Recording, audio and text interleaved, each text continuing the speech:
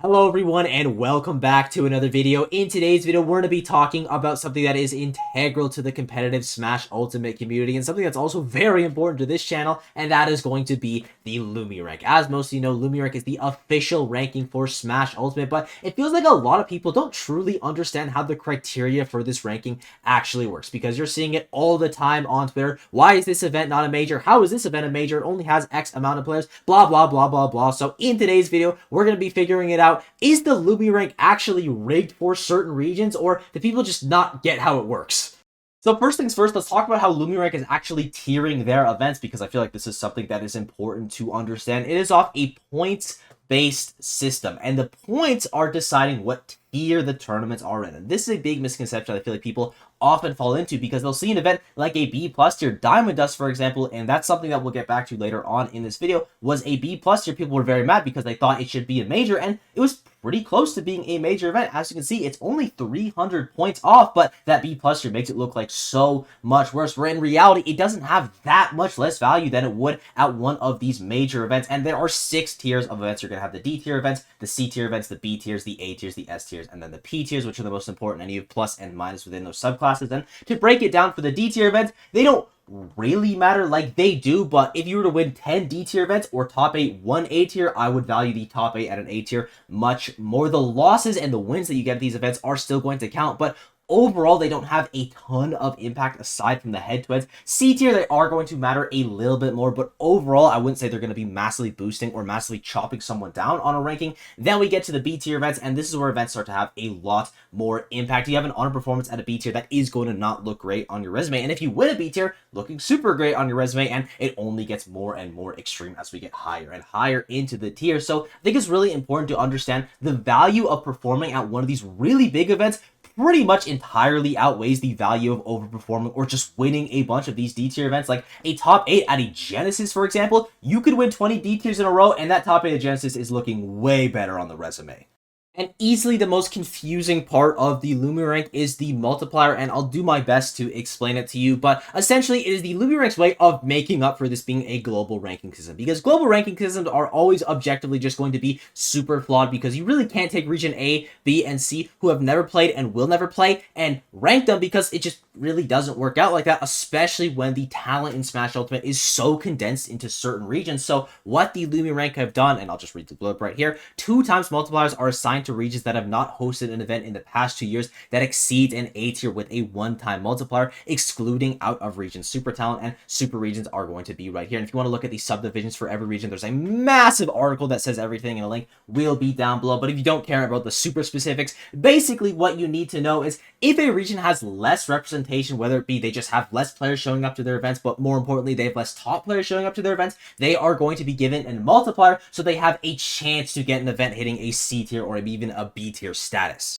And the exact credentials that these multipliers are given off look like this. If a region is able to hold an A tier event but is shown to otherwise continuously fail to hold anything above a C tier without a 2-time multiplier, the region is going to keep its 2-time multiplier. So maybe you have a bunch of players flying out to an event, you have a major, but just because you have one major one time doesn't mean that you're going to lose your multiplier. You're still going to have your multiplier, because on average, you're just not a big enough region to hold it. And 2 good examples are Australia and Northwest Mexico. Thank you for the examples, Lumirank, because I personally didn't have any. And then you're going to have the 3-time multipliers are assigned to regions that have not hosted an event in the past 2 years that exceeds a B tier with a 2-time multiplier, excluding out of super region talent. So that gets you to the 3-time multiplier, and in order to keep that 3-time multiplier, it's pretty much the same thing. If a region is able to hold a B tier event but is shown to otherwise continuously fail to hold anything above a C tier without a 3-time multiplier, the region will keep a 3-time multiplier. So basically, they're gauging, are you able to hold C tier events consistently? And if you are not able to consistently hold C tier events, then they are going to give you a multiplier, so your talent is still able to be represented even if your region isn't as deep. And that's kind of the last time you hear me talk about multipliers, because what we care about, they really don't matter. Major events have not been affected by multipliers at all in 2024, and the only real purpose that they serve is getting smaller events to actually be qualified for the Lumirank. So you can get regions that have less representation to get a couple D tier, to get a couple C tier events, and I think it's really important. It's a really good thing that the Lumirank does, but when we're talking about the majors, they don't really matter, but I think it's important that you know what they are. And the way that players are actually qualified for the Lumirank is based off their performances at these tiered events. And we talked about this at the start, but the D tier and the C tier events aren't going to be holding a ton of value. You still can qualify if you get top 2 or top 4, but if you get top 128 at a P tier, you're also going to qualify. So it kind of shows the difference of scale between these two events and just all of the events in general. And I'm just going to read this line for line because I think it's important to understand how the algorithm works. For each tournament a qualified player attends, a tournament score is generated based on a weighted average of their win score, loss score, and positive and negative outplacement scores. A weighted average of all tournaments is then done to generate an overall score for the player, which is then scaled such that the number 1 player has a score of 100 and the number 50 player has a score of 50. This score is then iterated and then calculations are rerun until a finalized score for each player is obtained. And now we have the wins and the losses segment, and this is arguably the most important segment, and I'm not going to read you the entire wins one, but basically what you need to understand is that wins are not linear. So a player that's worth 100 points is not going to give you twice the amount of points as a player that's worth 50 points. They're going to give you a whole bunch more, and then I'm just going to read this part right here. New to the full 2023 version of the algorithm, wins are now adjusted based on your overall win rate against a player, meaning a win on someone you're, for example, 1-3 against adds less to your win score than a win on someone that you're 3-1 against. Also new in the full year version of the algorithm, players with consistent losses to a player well below them now have reduced gains from wins. And lastly, which is very important, wins now receive additional weight at a player's best event and reduced weight at their worst event. And I'm just going to read the losses part pretty much word for word to do my best because it is fairly complicated. Losses function fairly similarly to wins but are somewhat more complicated. Thanks for backing me up on that one. For starters, loss scores are capped based on the loser's score. It's not any more informative for a sub-top 100 player to lose to a top 20 player than it is for them to lose to a top 5 player. For example, and I don't really get the grammar on this next sentence, but losing to a player one has many losses to lowers the overall weight of a loss score at the event. Loss scores are tilted towards the worst loss a player has at the event, and that is very important to understand. Meaning that if you lose to a top 20 player at the event and a player ranked around 80th, the loss to the second player will form a larger component of the score. If a player wins a tournament, a set value is added to their loss score based on how stacked the event was, with a larger value being added if they won without dropping a set.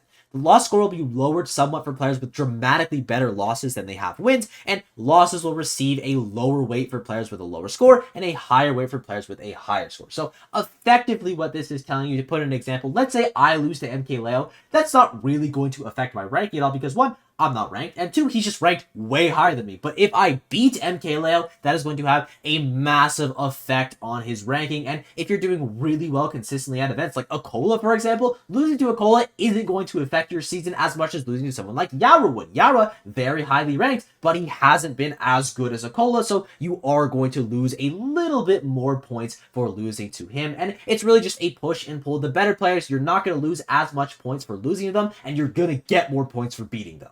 And the final thing we'll talk about from this article is the outplacement section. Outplacements come in two flavors, positive and negative. Positive outplacements receive a substantially greater weight. Both types are based on the number of losers bracket rounds of the event, meaning if you outplace someone and you place 9th, you'll get more for outplacing them if they place 25th than if they place 13th. So if they're placing higher, it's going to be worth less. Positive outplacements are scaled based on the best wins a player has received at the event, such that a high placement with few good wins will generate lower outplacement scores than a lower placement with very strong wins. And that is something that is really, really important, and something that is integral to the Lumirank is that, in my opinion at least, and from what I understand, wins matter a lot more than placements. You look at Tilde's run at Gama, for example, it's just a really good example. He ends up getting 3rd place at a super major event, insane run, but he only got 1 ranked win at that event, maybe 2, I'm actually kind of misremembering right now. So even though he got super far into the tournament, he might not get more points than someone who got 5th place and a bunch of really solid wins. Even though they outplaced him or got outplaced by him, they had more wins, so they got more points.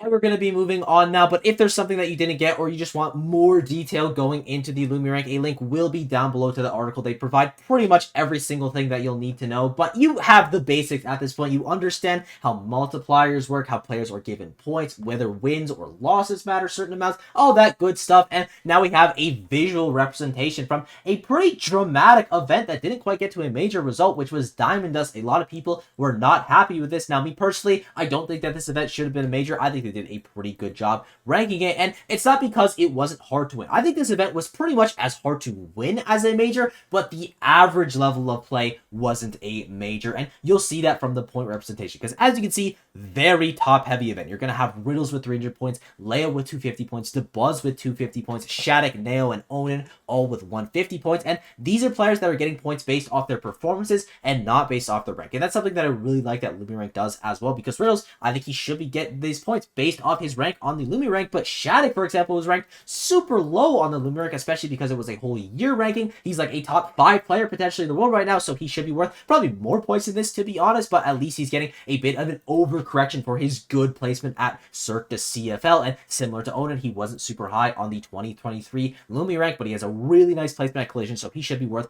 a lot more points. And as you can see, you have a bunch of players adding up points here, but just frankly, it's not enough for a major level. And I agree that it's not enough for a major level. Yes, to win this event, it's pretty much like winning a major because the people you're fighting in the top 8, but to get to that top 8 isn't as hard as it would be at a major. And the final thing that I want to say before we wrap it up is just actually look at the points that these events are getting before you get angry on Twitter, because an event like Genesis and Umabora, for example, they're both P-tier events, but they're not even close to being worth the same amount. Umabora is going to come in at 10,000, Genesis is going to come in at 12,000. It is a significantly bigger event. The tiers are really just ways for us to segment how big these events are and for me to say it's a major in the thumbnail, but aside from that, they really don't mean anything. The points are going to be meaning everything, and the points are from the players. So your main takeaways from this video should be, number one, the players are what matter, not the amount of players. It's the type of players that are showing up to events, because that is how your points are being given. And that's why you see invitationals being able to reach a major status, because the level of play is so highly condensed that you're going to have a bunch of super talented players showing up, giving you a whole bunch of points, versus an event with like 1,000 people in it, but if no top 100 players show up, does it really consider being a super major event? Another thing to consider is where players are getting their wins. Getting a win at MKLeo at a C tier is not going to have as much impact as getting a win on him during an S tier or a P tier event. And then the final one is going to be, before you get mad and go to Twitter, just look at the specific point amount that these events are being given. Because even though they are all classified under a P tier or an A tier and S tier, they all have different values and they are all weighted differently. And with that, I thank you all for watching. I hope you enjoyed this. It's been absolutely unreal to play. If there's anything left out or God forbid got wrong in this video, please leave a comment down below. Actually, I'm going to have a comment that I pinned down below with all the corrections, just so people can understand the Lumirank, so I can understand it better. The point of this video is for everyone to learn, and so they will stop getting mad at the Lumirank people on Twitter, because they're doing a good job. Just because your region is bad does not mean that it's rigged. And that's all I got to say. I'll see you all in the next one. Bye-bye.